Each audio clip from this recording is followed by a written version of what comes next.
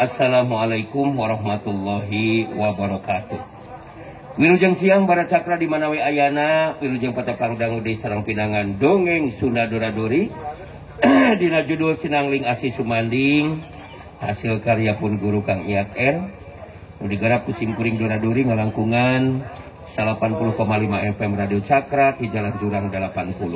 Karasan ti enjing mula ti Kawi Tabuh 8 Doradori siaran langsung di halaman Polsek Coblong bara Cakra gitunya, ngabagiakeun masyarakat Coblong anu divaksin gitu bara Cakra.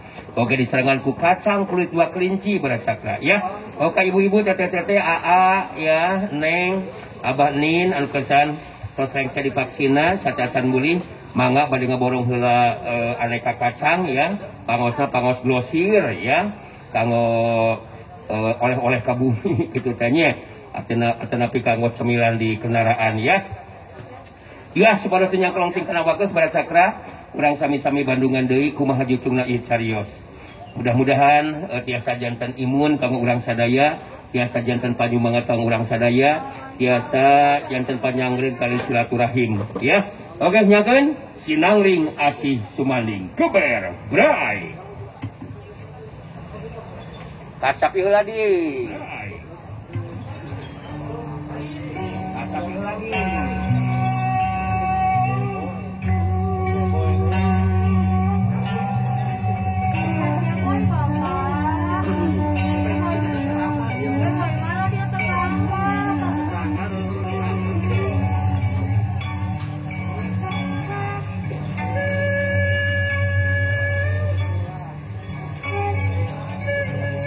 Kanggo ka Parasul mohon, Parasul sareng Mamah Farhan oge ieu mohon. Kanggo ka Parasul didinya di Baladewa Farhan oge ieu mohon. Asih nuju nganukeun Parasul. Ya wilujeng siang Parasul. Mohon. Oge tukang katul kasadayana we lah. Baracakeun di bumi anu kesan oge nuju divaksin atanapi nuju ngantri bade divaksin ya. Mangga nyakeun dongeng Sundana. Geber bray ah. Dongeng Sundana. Ya, mudung itu ngatu jadi memimpin Kang Jangri. Mudung ngarojong lamunan anteng boga memikiran ngatawa ngusul teh. Lemplongan kana ngatena ngoge Kang Jangri. Ngari sarwendahan ngisukan bisa baturan nganteng mah. Panggihan jaka sinanglingan. Kitu diantarana obrolan dina peuting harita. Si banteng ulung di baturan ku sarwenda dibere pancen ku si jari sakti pi kenepungan jaka sinangling. Sedengkeun jaka sinangling dina peuting harita di jero ngona masih keneh tacan sare sabab kakarek gerek ngerejep peureum. Manehna jadi ngonial di hudang terus diuk antara ngadenge sora Sang Hyang Roban.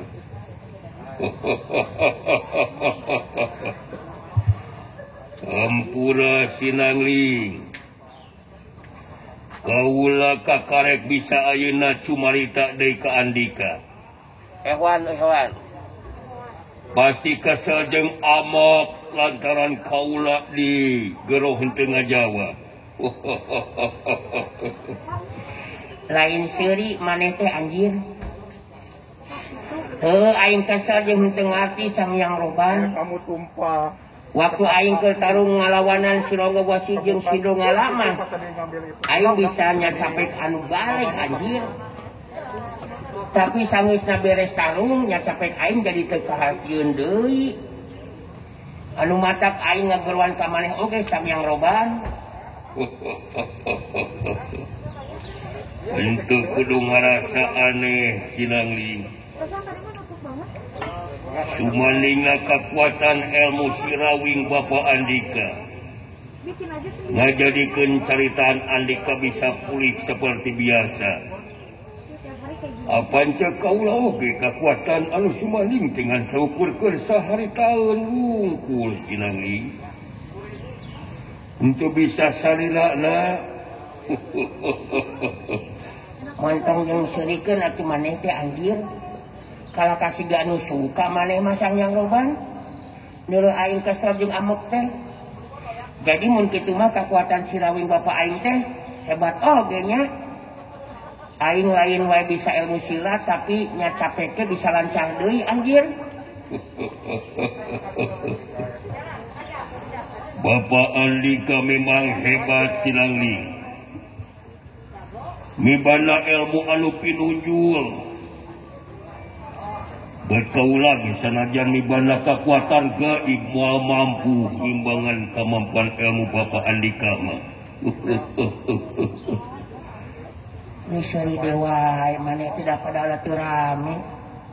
Jadi mun kitu mah bisa cageuna aing mah bisa nyacapek di kawas biasa teh mun geus aya asih anu sumaning dina hati aing gitu. Di mana angke mun panggil jeung awewe anu neureun ka asih ka aing. Geulis kitu eta awewe anu bapa mi ka asih ka aing teh Sang Hyang Roban. Atuh tang tuwe geulis Sinangling. Hiji dua jeung bebek eka mah buat Andika ge moal bisa kaancikan ku rasa si ari goreng lupa mah bener henteu Sinangling. Nya heueuh atuh anjir. Manya aing anu kasep kawasnya kudu gablek kabogoh anu goreng patut. Beungeut ciga rujak sangkaleng. Bangkong oge yang serikeun anjir.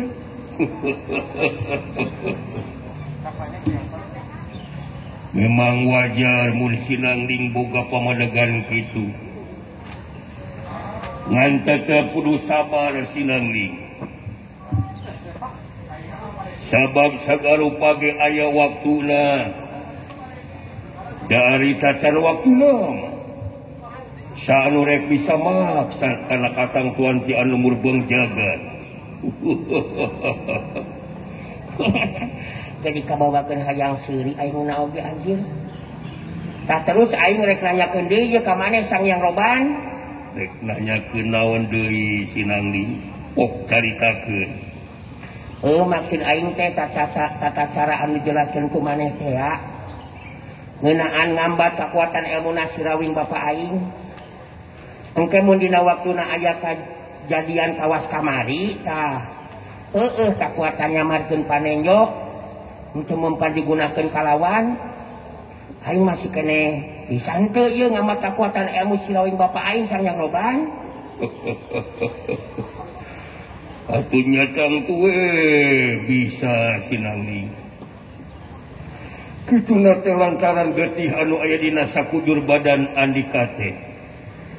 Getih anu jadi bapa Sinangling. Ngantang tuwe ulah terus dijieun ka ulina. Hartina kudu dina sakalieun kapaksa. Dina harti kekuatan kaulah henteu mampu lemus kekuatan anu jadi lawanna Sinangling. Kumaha ka harti Sinangling? Ka harti atuh ari kitu mah Sang Hyang Roban. Ka aingna oge jadi rada gede hate ieu. Kumaha ceuk maneh ieu Sang Hyang Roban? Kumaha naonana Sinangling? Maksud aing teh ku kajadian gagalna kakuatan anu dikirimkeun ku si buyut ireng. Kira-kirana si wawalak si buyut ireng teh bakal ngalakokeun tindakan susulan moal. Penasaran we aing mah hayang nyaho da maneh mah aya di alam gaib. Pasti bakal leuwih nyaho tibatan aing Sang Hyang Roban karena kejadian anu bakal datang mah. Anu jelas ki buyut ireng bakal murka Sinangling. Alatan kekuatan barisan anu dititah ngakempur musuh teh kalahkah gagal. Ki buyut ireng pastina bakal leuwih panasaran sabab jago-jago kapercayaanna geus eueuh anu bisa diandalkeun. Kangke bakal aya jago kolot anu umurna teu jauh beda jeung ki buyut ireng. Anu bakal mihak ka ki buyut ireng Sinangling. Malah sakabeh jago kapercayaanna eueuh anu mampu ngungkulan kahebatan ilmuna eta jago kolot teh. Kitu dah Sinangling. Lain maneh mah beuki pisan kana seuri anjir. Saha eta jago kolot teh bakal terus mihak ka si wawalak buyut ireng teh Sang Hyang Roban? Cikun diceritakeun ayeuna mah Sinangling. Engkewe Bandungan ku Andika. Buktikeun bener jeung henteu caitan kaula. Engke dina waktuna oge Andika bakana ho Sinangling. Saha eta jago kolot anu diceritakeun ku kaula teh. Kumaha mun ku aing we geus dicurak ke Banjar Bulung lah sayang roban. Ditangtang tarung we ku aing ka si buyut ireng teh anjir. Samemeh manggihan ka si buyut ireng, aing ngambat heula kakuatan ilmu sirawin bapak aing. Kumaha mun kitu sayang roban? Kaula geus dijelaskeun ka Andika Sinangling. Entong boronoing diri Andika adalah sok sanajan Bapak Andika oge kaula tacan bisa mastikeun saha anu bakal unggul. Mun dina hiji waktu adu harapan kalong ijen jajaten. Andika oge kudu ngarti Sinangling. Kakuatan ilmu ti anu jadi bapa anu sumanding ka diri Andika teh. Henteu bisa sapinuhna. Apa kitu anu ku kaula dicaritakeun ka Sinangling oge. Jadi mun kitu mah kudu sirawin bapak aing meureunan anu ngalawanan si buyut urang mah nya. Hebat oge mun kitu mah kakuatan ilmu si buyut urang teh anjir. Tapi aing apa bisa kitu ngelekeun si Dowasi jeung si Donggala? Bisa geuningan aing ngelekeun.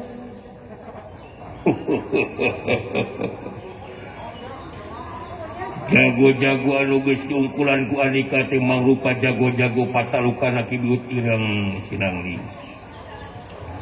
Tahapan kemampuan ajen pangarti ki buyut ireng jauh di saluhureun jago-jago nu geus dileubuhkeun ku Sinangling.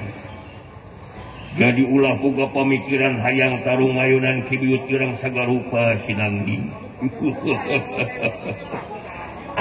Cobalik maneh-maneh capek teh yang roban siga anu nganggap enteng ka aing maneh mah anjir.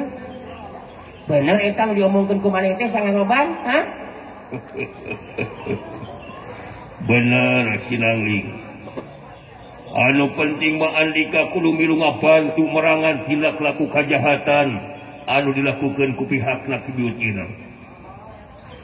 Anu matak dina poe sokan bakal aya nu datang nepungan ka dieu Sinangling.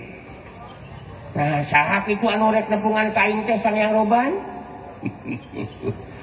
Si Banteng Ulung jeung Sarwendah bakal datang ka dieu. Meunang pancen si jadi sakti Sinangling. Bakal ngajakan Sinangling ngagabungkeun diri ka paguyunan Seta Dharma nu dipimpin ku si jadi sakti. Sabab kemampuan Andika kawilang dibutuhkeun pikeun ngayunan gempuran susulan anu bakal dilakukeun ku pihakna ki buyut ireng Sinangling. Terus cek maneh aing kudu kumaha yang roban? Nah kudu daek aing ngagabungkeun diri atawa ditolak. Udah aing kudu ngagabungkeun diri terus kudu ngajedog di dusun Panembong mah karunya si Aki Wandi jeung si Nini Onah anjir. Terus engke mun aya anu rek minta tulung hayang diubaran datang ka dieu aingna eueuh pan karunya atuh. Komo mun datang di tempat anu jauh mah yang roban. Ya badamikeun we ngeunaan hak eta mah dina poe isukan. Anu penting mah di mana datang di gempuran susulan di kakuatan barisan ki buyut ireng. Andika bakal bisa ngabantu seperti kejadian nu geus disorang ku Andika Sinangling. Jadi kitu we heula anu penting ditepikeun ku kaula dina waktu ayeuna. Pamit Sinangling. Sora yang roban geus teu kadenge deui. Geus kitu mah ka Sinangling goreda gue goler terus sareki beranak keran. Wanci peuting kasilih ku beurang. Kira wanci pabebeurang harita narantaka jeung Mbah Cenggala. Anu jadi guruna samemeh ini ka Sumurgo Panamping tempat cicingna Sirawing. harita narantaka ngajakan heula guruna nepungan ka tempat anu sok dipake latihan jurus ku Nini Walini si Jarum Racun jeung Untari. Barang tepi ka tempat nu dituju kadatangan harita katingali ku Nini Walini jeung Untari. Anu keur latihan jurus teh eureun heula saterusna Nini Walini jeung Untari ting corelak aluncatan muruh ka tempat narantaka jeung Mbah Jenggala anu nangtung ngarene. Hai,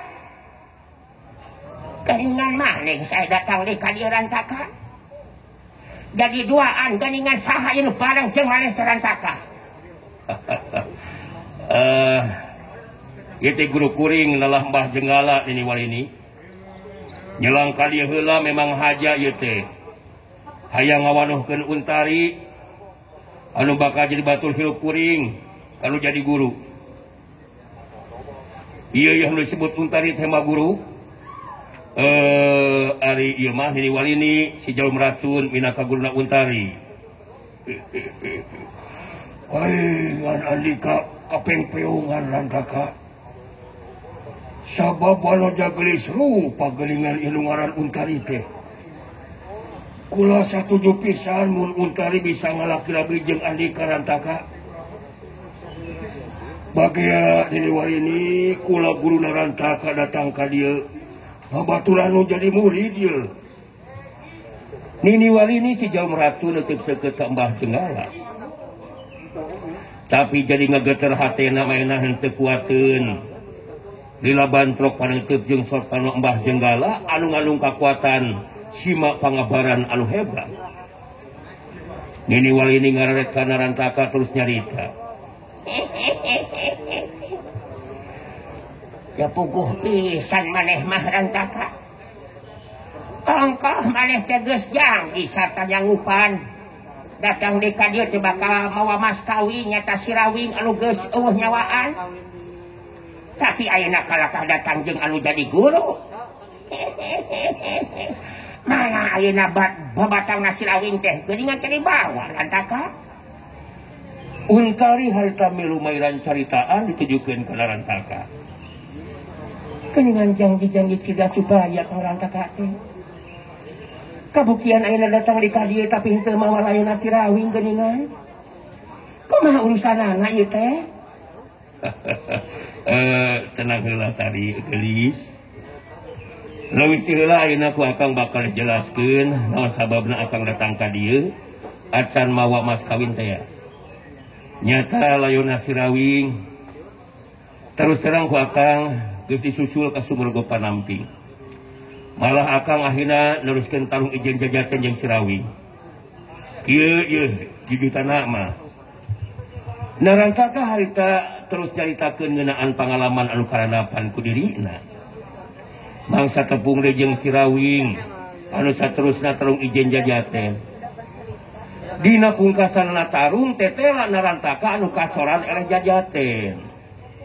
Saterusna Narantaka minta bantuan ka Mbah Jenggala anu jadi guruna pikeun ngabantu ka dirina pikeun ngabinasakeun sirawing.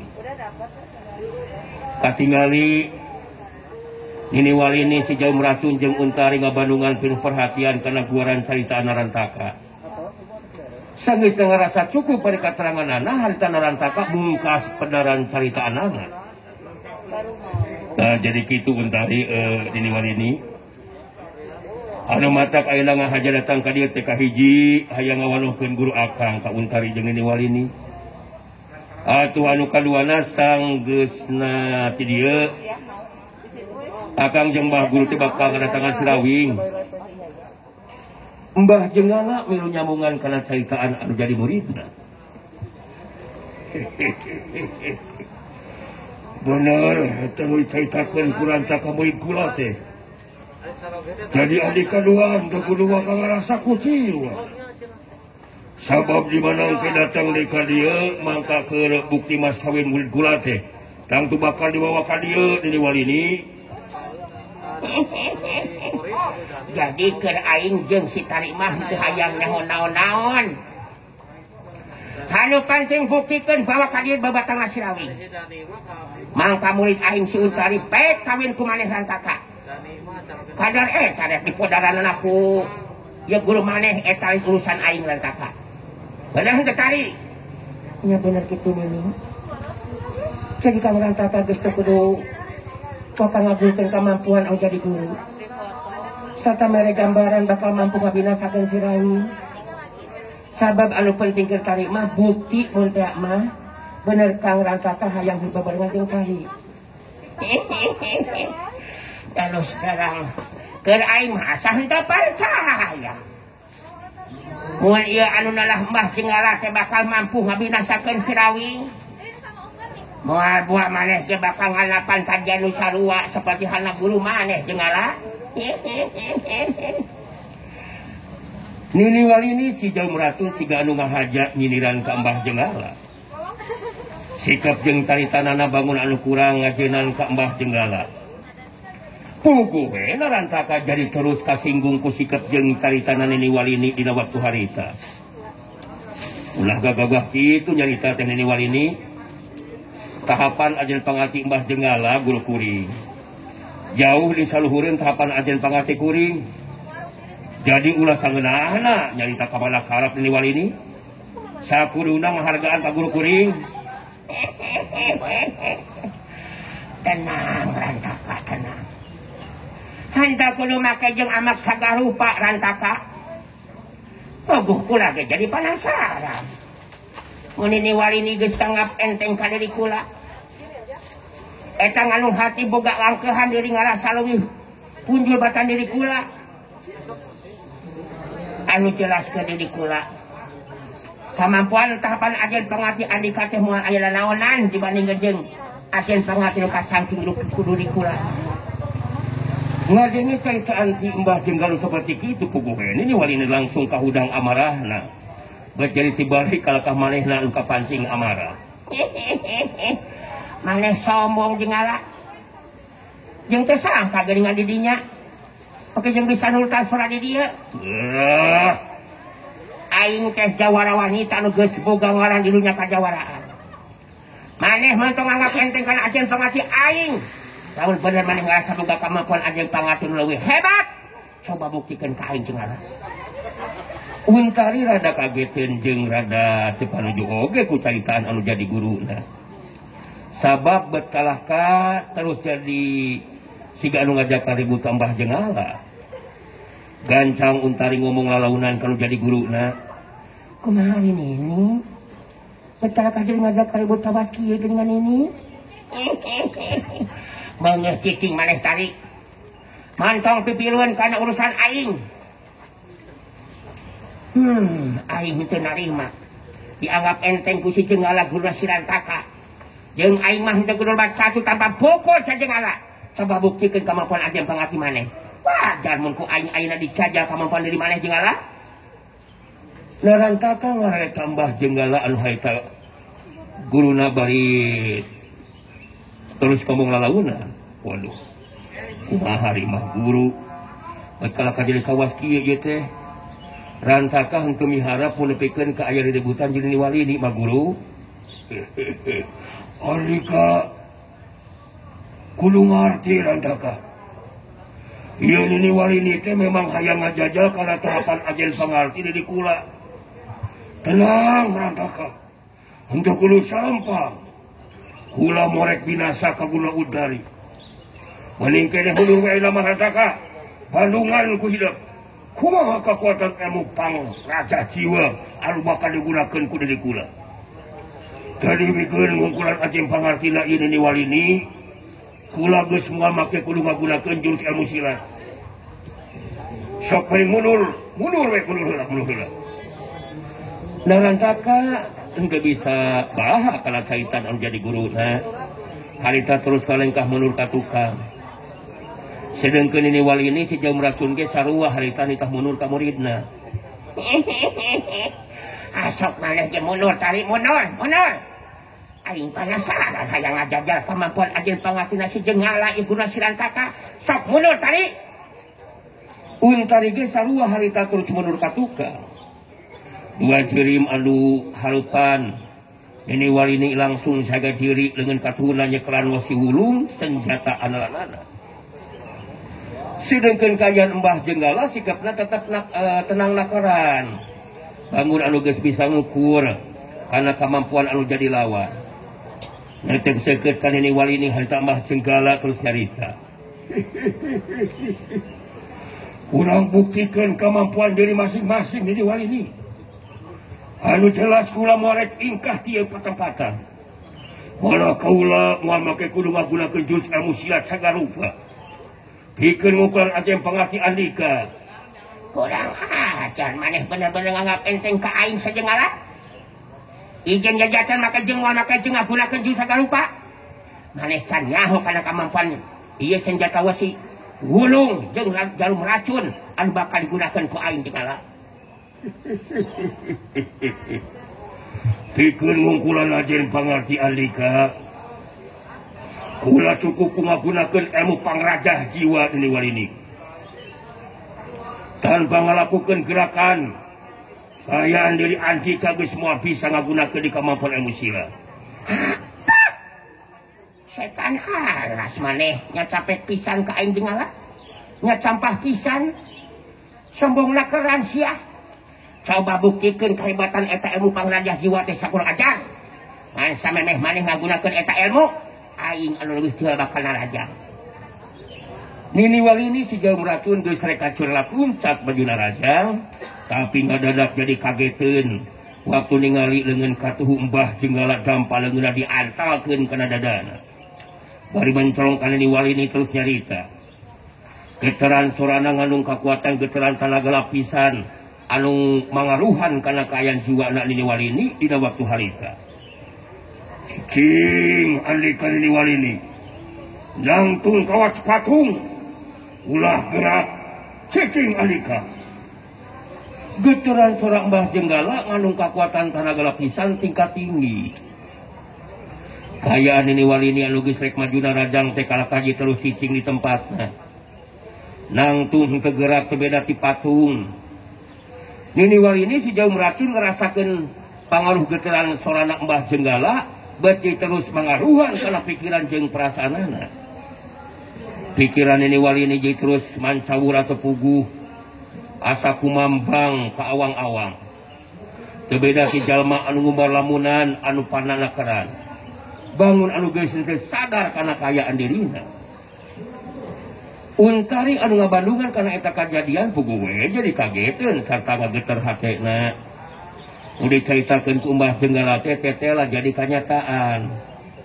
Mbah Jenggala henteu ngagunakeun jurus ngan saukur nyarita, tapi Nini Walini anu jadi guruna jadi ngacentul kawas patung. Bener-bener hebat ilmu pang raja jiwa digunakeun ku Mbah Jenggala. Kaya Nini Walini jadi nangtung kawas patung seperti kitu. Padahal Mbah Jenggala tengah lakukan gerak panajang naon-naon kalau jadi lawan. Nyata luar biasa kekuatan ilmu nak Mbah Jenggala mun kaya kieu mah. Untari harita jadi ngupatina jero hatena. Bari terus merhatikeun kana kajadian anu lumangsung. Sedengkeun Mbah Jenggala harita tenang nakaran leumpang nyampeurkeun ka lebah Nini Walini anu nangtung teu beda ti patung. Barang tepi ka hareupan Nini Walini harita leungeun kencak Mbah Jenggala nyokot wasi wulung tina cekran leungeun katuhuna Nini Walini. Geus kitu saterusna harita leungeun katuh Mbah Jenggala digerakeun anu nyalsena keran, harita malah bangun anu eueuh tanagaan terus nyurungkeun dadana Nini Walini lalaunan bari nyarita. Asok ngabulir we ayeuna mah. Heuh, tak dus cengkang gedebut. Nini Walini si jarum racun harita ngacengkang terus rubuh babengkang. Dina kaayaan dirina anu rubuh maring lemah, harita Nini Walini kahudang kasadaranana. Harita Nini Walini ningali wesi wulung senjata andalan manehna anu dicekelan ku leungeun kencana Mbah Jenggala, harita dialungkeun ka luhur lalaunan. Wesi wulung ngalayang ka luhur. Mbah Jenggala bari tanggah ningali ka lebah wesi wulung terus nyarita. Milai Andika wesi wulung, milai. Kajadian anu langsung bungkuh kageteun Nini Walini. Anu harita geus ngoreal hudang. Kitu deui Untari jeung Rantaka sabab senjata wesi wulung anu keur ngalayang di luhur teh jadi terus melengkung milai jadi ngabentuk buledan anu saterusna lagragan lemah puguh we kaget jeung ngerasa aneh pikeun ini wali ini dina waktu harita kanyataan anu meh teu bisa dipercaya ku manehna sabab tanpa ngagunakeun ilmu silat mah jenggala geus mampu ngarubuhkeun anu jadi lawana Untari ngajorak luncat puluh kalebah tempat guruna anu harita rek cengkat nangtung harita Untari terus mantuan ini wali ini silat cengkat nangtung bari nyarita hebat luar biasa kekuatan ilmu Mbah Jenggala Nining tanpa ngagunakeun jurus ilmu silat ini geus bisa dirubuhkeun malah senjata besi bulung dirampas oge Nini tetep cicing teu gerak nyata Mbah Jenggala lain tandingan Nini kapan aja pangatina Nini wali ini bari sumengirnahan ka nyeri terus ngomong lalauna benar tadi aing kakarek ayeuna ayonan kekuatan ilmu anu ada seperti kieu mah sing sorangan teu ngarti yang ngerasa aneh terus tadi narik maju narajang teh beuti dikalahkan teu bisa gerak geuningan tadi si Jenggala guru Silantaka kekuatan ilmu jauh di saluhureun aing tadi mungkin mah urang bisa kuduna minta dihampura ka Mbah Jenggala ini sabab niat delekat jeung hayang binasa mah jelas gampang ngeunakeun ke Mbah Jenggala mah pikeun ngabinasakeun urang duaan tari asa kakara ayeuna ningali kahebatan ilmu seperti kieu mah Nini nya bener tadi gondeng aing ya suku asa gerejed dibawa ngalengkahna tuh ini asa berat ya berat kurang sampelkeun ka si Jenggala teh tadi bari digoneng ku Untari harita Nini wali ini terus lempang nyamperkeun ka lebah Mbah Jenggala sedengkeun Narantaka geus leuwih ti heula harita datang nyamperkeun kanu jadi guruna bari nyarita hebat benar-benar luar biasa eta ilmu pangrajah jiwa teh guru tanpa ngagunakeun jurus saukur ngagunakeun kekuatan geuteran sora anu jadi lawan langsung kabur pangasian eta anu jadi lawan teh anu leuwih hebat deui senjata besi bulung ge bisa jadi milai ngabentuk buledan Rantaka benar-benar kaget kakara ayeuna nyaksian keampuhan serta kehebatan ilmu pangrajah jiwa benar-benar suka jeung sugema nyaksian kana kejadian lumangsung dina waktu ayeuna Mbah Guru Batu lagi geus lila tara ngagunakeun kekuatan ilmu pangrajah jiwa kakarek ayeuna digunakeun deui Rantaka cacakan mun tadi keur nepak dadanan ini wali ini kula ngagunakeun kekuatan ilmu tapak sawida wah bisa dipastikan bakal paburisa tah badanan ini wali ini teh tapi kula memang teu hayang binasakan ini wali ini Rantaka sabab guluna Untari pi pamajikaneun Andika nya syukur we ari Mbah Guru ngarti Mbah datang ka deui geuningan ini wali ini jeung Untari Mbah Guru Narantaka harita merhatikeun kalebah ini wali ini anu digoneng ku Untari datang nyamperkeun ka hareupeun Mbah Jenggala sanggeus sadeukeut harita ini wali ini terus nyarita langsung leungit sikap jeung caritana nu geus nganggap enteng ka Mbah Jenggala teh sora ini wali ini jadi semu anu ngagleter hampura Mbah Jenggala hampura deh wali ini lumasa geus lancang kurang ajar kumaha wali ngajajal ajal pangarti sagarupa wali ini ngaku secara jujur tahapan ajal pangarti Mbah Jenggala jauh di salureun wali ini lumasa bodoh yang belegu henteu nyaho luhurna langit jona lautan wali ini teh Untari neteu ka Mbah Jenggala be terus milu mairan caritaan abdi ge sami dari hapunten Mbah Jenggala sikep oge ceritaan abdi tantosna oge bakal nyinggung kana perasaan Mbah Jenggala tapi lagu ngarti eta keur abdi jadi ngarasa yakin sapinuhna Mbah Jenggala bakal mampu ngabinasakeun si Rawing Eta anu pentingkeun abdi mah ditepangkeun jeung Mbah Jenggala teh. Kula memang taya maksud rek deleka komo mun rek bilasa. Oh kaalika dari walini. Kitu deui kauntari. Anu jelas kula kudu ngabuktikeun kemampuan diri sangkan adi kaduaan percaya diri. Percaya diri kula bakal mampu ngukuran ajen pangartina Sirawi. Terus terang kula ge memang penasaran. Hayang ngabuktikeun kamuban ilmuna Sirawi. Narantaka ngabagikeun paneutupna kana niwali ini sejalem racun jeung kauntari di barung bari jeung seuri haritatus carita. Geus kabuktian saperti kieu mah niwali ini jeung untari ge. Untuk kudu ngarasa cangcaya. Guru akang Mbah Jenggala demi bela jeung nyaana kanu jadi murid. Mangka bakal dibuktikan ku cara nyumponan mas kawin teh. Tadi anu digunakeun ku Mbah Jenggala teh kakarek ilmu pangrajah jiwa. Komo mun Mbah Jenggala ngagunakeun ilmu tapak sawida, bisa dipastikan moal aya lawan anu mampu nyimbangan eta kakuatan. Jadi ini wali jeung untari geus teu non teh geus teu cangcaya namanya.